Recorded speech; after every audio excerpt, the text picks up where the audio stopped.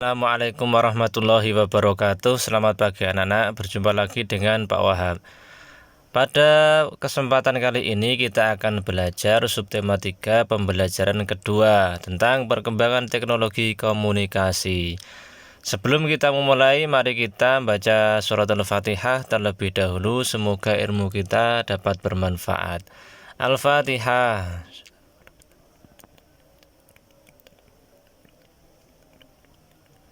Baik anak-anak, silakan dibuka bukunya pembelajaran kedua sambil membuka buku dan melihat video ini.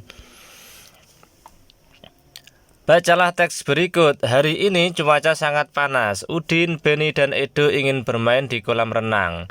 Kolam renang tempat mereka bermain cukup aman. Di sekitar kolam terdapat beberapa orang petugas sedang mengawasi anak-anak bermain air. Setiap petugas kolam renang mengalungkan peluit di leher masing-masing. Peluit merupakan salah satu alat komunikasi. Peluit digunakan untuk mengawali atau menghentikan suatu kegiatan. Dengan menggunakan peluit, kita tidak perlu bersuara keras untuk memberi peringatan. Di kolam renang, petugas kolam menggunakan peluit untuk memberi peringatan bahaya. Pemberian peringatan menggunakan peluit merupakan salah satu upaya untuk menjaga keselamatan di kolam renang. Apa saja upaya lainnya dalam menjaga kesehatan di kolam renang? Nah, seperti ini gambarnya. Nah, bisa melihat ya, ini seperti ini gambarnya. Sebagian besar bumi terdiri atas air. Oleh karena itu kita harus bersahabat dengan air. Air dapat menjadi kawan maupun lawan. Kita perlu memperhatikan keselamatan diri saat bermain di dalam air. Saat bermain di kolam renang, kita harus memahami beberapa tanda bahaya. Tanda bahaya menyampaikan pesan agar kita berhati-hati. Berikut ini tanda-tanda aturan di kolam renang yang perlu diketahui. Ya, kita lihat bersama-sama. Ini merupakan tanda kedalaman air. Ya, yang tanda ini merupakan dilarang mendorong. Kalau ini dilarang terjun di kolam dangkal. Ini dilarang berenang sendiri, dan ini dilarang berjalan di tepi kolam renang, ya. Pasti ketika kalian pergi ke kolam renang pasti ada tanda-tanda seperti itu, ya. Ikuti gurumu berkeliling di sekitar kolam renang. Temukan tanda bahaya yang ada di sana. Temukan langkah yang harus kamu lakukan saat menemukan tanda tersebut. Dengan mematuhi peraturan di kolam renang, kita telah menjaga keselamatan diri sendiri, ya. Setelah berenang, Udin, Beni, dan Edo beristirahat. Udin beristirahat sambil membaca buku yang di bawahnya.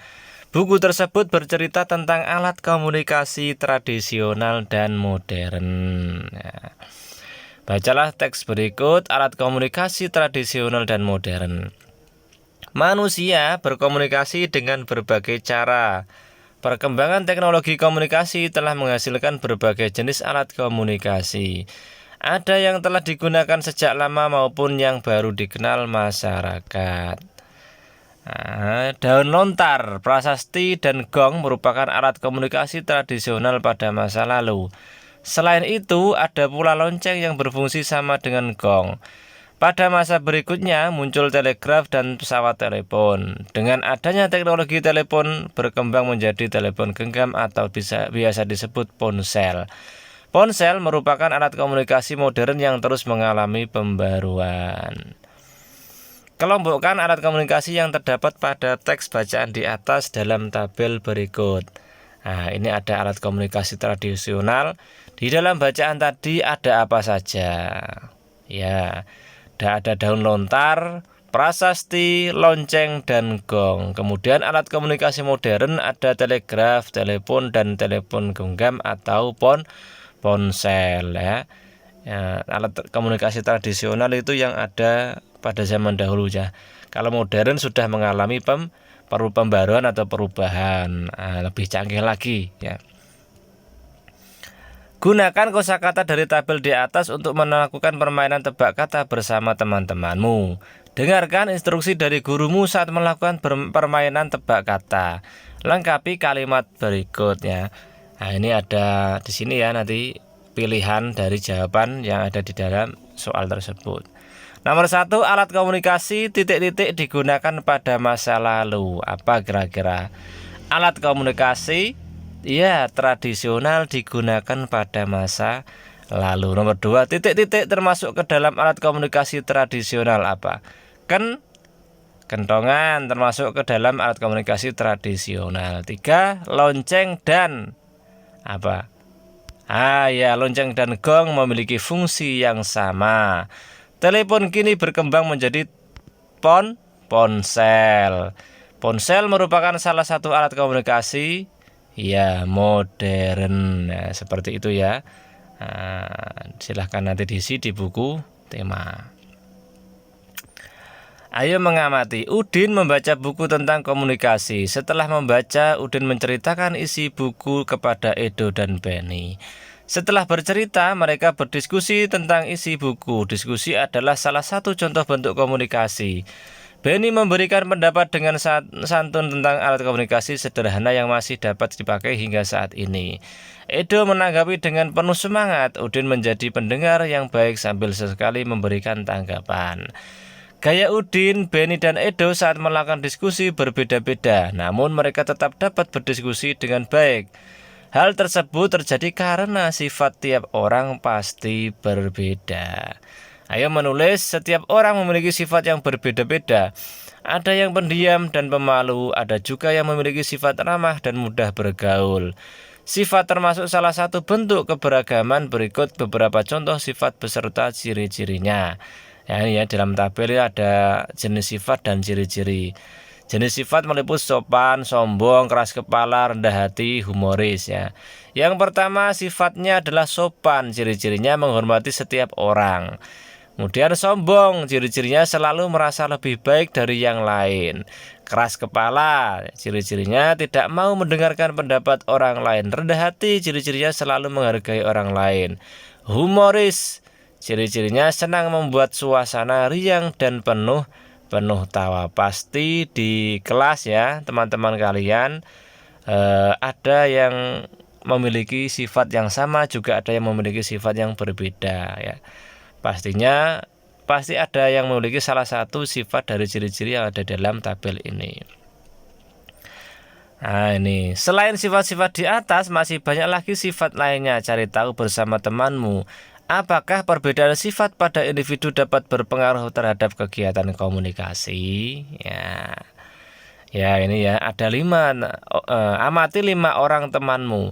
Dapatkah kamu menemukan aneka sifat? Ya, ini ada nama, sifat, kebiasaan ya. Nah, ini ada salah satu contoh, saya kasih satu contohnya ini. Namanya Tommy misalkan, sifatnya rendah hati, kebiasaannya suka menolong ya. Nah, untuk yang selanjutnya, tabel selanjutnya itu ya, kolom selanjutnya silahkan diisi sendiri ya. Nama, sifat, kebiasaan. Pasti kalian masih ingat ya, kalian kan mempunyai teman banyak ya. Tidak hanya di dalam kelas saja, di luar ya, silahkan ditulis nama-namanya siapa saja. Sifatnya bagaimana, kebiasaannya seperti apa ya. Silahkan ditulis di buku temanya masing-masing. Lanjutnya, diskusikan tentang perbedaan sifat dan kebiasaan temanmu. Apakah saat berkomunikasi terjadi masalah? Kadangkala saat berkomunikasi terjadi pertengkaran. Dengan memahami aneka sifat dan kebiasaan teman, kita telah menjaga persatuan dan sesuai dengan sila ketiga Pancasila, yaitu Persatuan Indonesia ya. Baik anak-anakku, untuk pembelajaran 2 mungkin hanya ini dulu ya. Nanti untuk pembelajaran ketiga silahkan dikerjakan ya. Jadi yang pembelajaran 2 ya dikerjakan, ditulis sesuai dengan apa yang telah ada di video tersebut yang sudah saya contohkan tadi. Jika kalian ingin misalkan ya, saya ingin jawaban yang lain yang berbeda dengan Pak Wahab, silahkan ya. Silahkan, Pak Wahab tidak membatasi